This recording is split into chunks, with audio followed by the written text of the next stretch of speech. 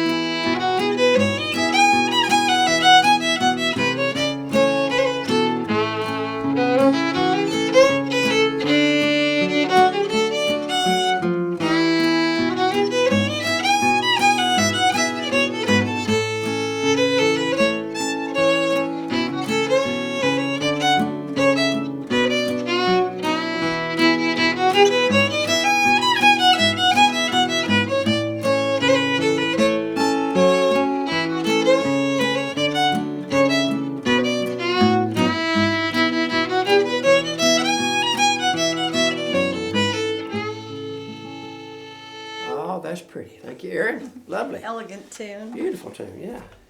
Let's we'll step right up a little closer here and bring your guitars closer to the whatever device you're using there, and we'll just kind of go through this. It's a nice tune because it just goes around. Both parts have the same progression, so you can kind of do a basic background first, and then we'll get a little fancier with some walks. Anna Dean, actually, she stayed pretty straightforward. Sometimes she would do some interesting. Her basses would get flip-flopped, as the way a lot of people did it, which is cool. This one she played pretty straight, I think. She would do like a lot of just the 6 and 4 on the G, and on the D, probably, I don't think she ever did the thumb hook, maybe, which is what I'm going to do this time around, which is always have a hard time playing that D shape without reaching over there and getting the thumb hook every now and then. So let's just try, first of all, looking at the chords. You got a couple of measures of A, which is G in our case. Remember, we're playing out of G position. So G shape for a couple of measures, D shape for a couple. Then you have a longer 3 measures of E, which is our, so we got G, C, and D, so it'd be a D shape. So just looking at the basic, let's just do a straight before we get into what I put in the tab, which is just a little more involved. And just for fun, I was experimenting a little bit. Is just do the basic shapes. My G shape for the starts, it has that climbing, has a nice scaly, so just 6 and 4 for G shape. C, let's just use 5 and 4. And then D, let's use 4 and 5. 3 measures just to get our structure. That's both parts. And you might do a little walk. So that's the first part. 2 measures of G shape, 2 measures of the 4, C shape, D shape, 3 measures, back to G. Second part, let's see if it's the same. I think it is. No, actually, there's going to be a difference. Here's where we get into a little difference. I forgot. The second part has a little walk down to a B minor, or the relative minor, the 6th chord, whatever you want to call it. The little bit of mystery in there. So you have a C, and I'm walking down to that 5th fret. You could keep that C, or some people might go to a G, but just mainly on the 5th string. 3, 2. I can kind of just open up on that and get A minor. And then you have that long, I think, 3 measures of the D shape or the 5 chord. So that's the difference in the second part. So that's the second part will be start on the G twice. You're gonna walk that D down 3, 2, A minor, and the 5 chord. So one good thing to think about when you're just warming up or you're checking your tuning on guitar, just pick a key and go through the 3 chords, what they call around the horn, sort of. We're going right around 1, 4, 5 in this case. Thinking in G, it's G, C, and D. in the actual sounding key, of course, it's A to D to E. So don't get confused. Those two can be confusing. So if you're capoing, keep straight which way you're thinking. You know, you're thinking in the G shapes and you're sounding in the A shapes. So that's one way. You might have a better way to put that. So let's look at what I did in the tab. One thing I did was just kind of go across several strings. I have the, you could walk at the start even. And what I did when Erynn was playing the fiddle, I just kind of waited. If she didn't do a potatoes or a start, you could just wait for that C chord to arrive. But I'll go ahead and start like we're starting it with the 6 string G shape, 6, and I'm strumming the first 3 strings basically. Experiment with this different string sets to strum. So 6 and then 5 and 4 and back to 5. That's my basic pattern for the one chord there. Okay, so 6, 5, 4, and 5. C chord, I do the same thing. C, 5, you know, from the root, that's my C note. 5, 4, 3. And then I go back to that middle note, but I'm going to walk down, do a little bluesy walk. 2, 1, open to the D shape. 4 and 5, and I do the thumb hook there. I just reach over the first string, the same as the low string, so you grab your thumb on that 2nd fret, right, and back to the 5th string, and I go back 4, and then I walk. Here I do something, I just tried something just for fun. I walk to kind of the middle note of the chord, and that's something good to learn. You know, you don't have to walk to just the root. So I do kind of the melody, da-da-da-ba. I didn't really do the enhanced note. I just go, ba-da, kind of that harmony note, kind of the melody note where it arrives. So I do that. I'm still in G. And then I just walk down from there to open back there to the low G. And that's halfway through the first part. I'll do that again slow and just let you hear. So that was one little thing I tried, walking to that middle note, which is kind of where the melody was falling. And that's kind of fun, kind of a nice thing. And some people may like it and some people don't. You can always stick to the straight chord structure and not get too fancy. And sometimes that's the best choice. So know what that is and then elaborate a little bit and see what works. Every fiddle is a little different. And I got to play with JP a few times. He was kind of he was a lot of fun to play with. He had a lot of emotion and sway in his playing, which was a little tricky to play with until you had to kind of get in the same zone there. So here's the first part halfway through. 1, 2, G, start, 6, 5, 4, and back to 5. C chord, 5, 4, and 3, and back to the 4, and walking the bass down, 2, 1. D shapes coming up, 4, 5, thumb hook, 6, 5, 4, and that middle 5th string walk, open, 1, 2, strum, 2, open, low G, starting over, 6, 5, 4, and 5, C, 5, 4, 3, the bluesy walk, D, 4, 5, thumb hook. This time we're going to go to the 2nd ending if you're looking at your tab. It's going to be 4, and I do 5 and the thumb hook note, and to the G. So let's just try that last little D. It's the 4th string, strum, 5, and the thumb hook note. So 2 notes of the chord as a bass walk. It doesn't always have to be up or down a scale. That's just kind of notes of the chord. And that can sound really pretty sometimes. So that's this. Okay. And what we're going to do to get to the second part is going to do a little, just the 5th and 4th and 3rd string. Again, it's kind of like a bass walk, but it's just 3 notes of the chord. And that's going to get us to the second part. So where it's going to the, you know, do da da ba do ba dee do, you know, has that. So we're going to go, and here we're just going to go. And if you don't have to hold the low, if you're not strumming those low strings, you can kind of go up there and just play the 1st string and strum 3rd and the 4th, and put the fingers down as you need them. And then I walk into C, open to C chord, and this is where we get to walk down to that A minor bass. I'm hitting 5 and 4. Then we're just going to go back to our mainstay for that D is just 4, 5, and the thumb hook note, and back to 5. And this time I just tried to vary. I went back to the thumb hook note and the 5th string with that bass walk we used earlier, the 5 thumb hook note to G, and the same 5, 4, 3. This time I added a little color tone, the 2nd fret with a G, a little minor, a little more pretty.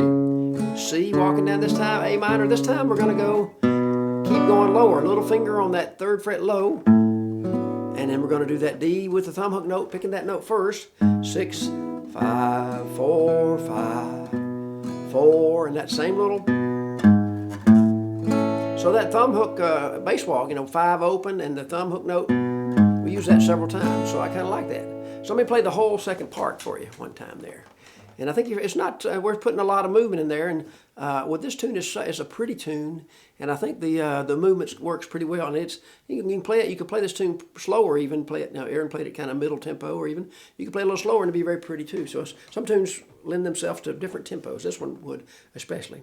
And the slower somebody plays it, the more this moving kind of bass line will work, I think. So here's the second part. One. I'll start with that little cascade. 1, go.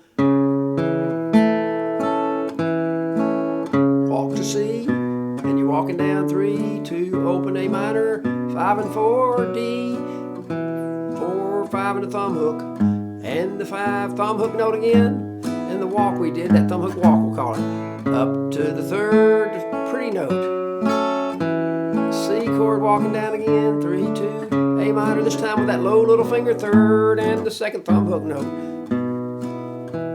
Just kind of going back. So here's the whole tune, both things. You walk, start the first part.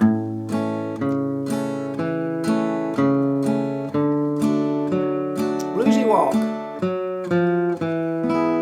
Thumb hook.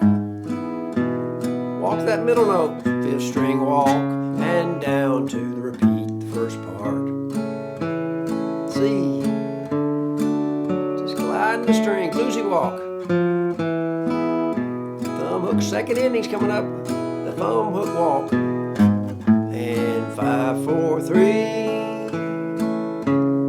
C chord walk, down to A minor, 5 and 4, D, 4, 5 thumb hook, and the 5 low thumb hook note, the thumb hook walk, 5, 4, 3, the pretty note, C, walking down A minor with the little finger low, thumb hook note, 5 and 4 and 5.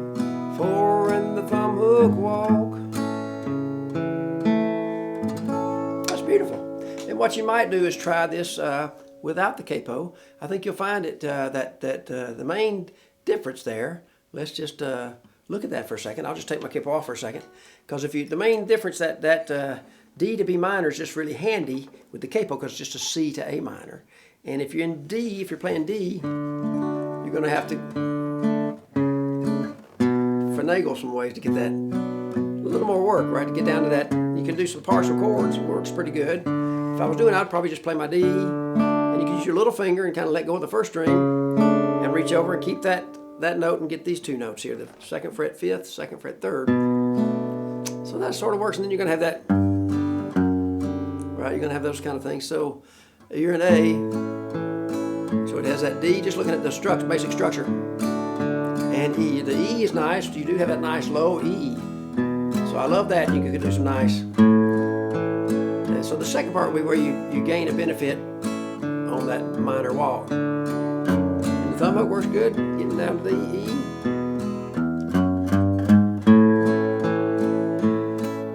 Here's that walk, right? Let's make sure we got the right, 2 measures of A. And you can might even reach over and get a little thing like that, and E. So a little more work, a little more finagling. So you get the idea.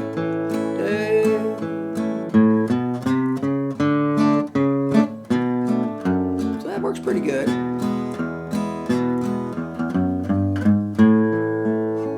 So I think the main thing is your low E's are a really nice sound for that, because you got a lot of that E chord in this tune. So you might say, okay, I like that. I want to play it without a capo. Or you might say, but I love that little walk out of the C to the A minor. That just sounds prettier to me. And that little finger descending thing. So you might say, well, I want to go with the capo. So there's always a conundrum or a puzzle. You got to make a choice. It's good to be able to do both, is what I'm trying to say. And they both have advantages and so-called disadvantages. I think they both sound good. So, and if you have 2 guitar players, it'd sound great to have one person without a capo and one with a capo, and that'd sound really nice too.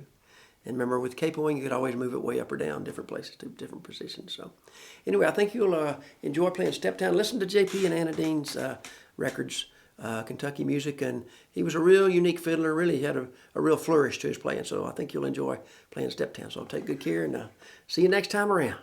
Thanks.